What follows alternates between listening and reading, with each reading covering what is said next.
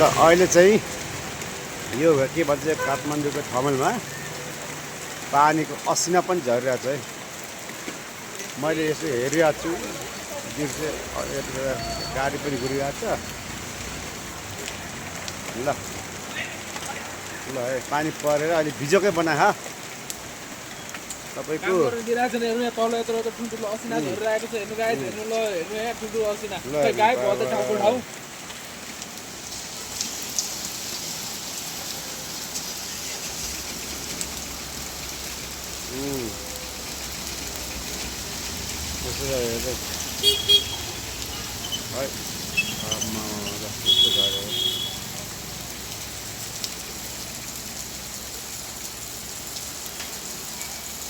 Video बनाएछ।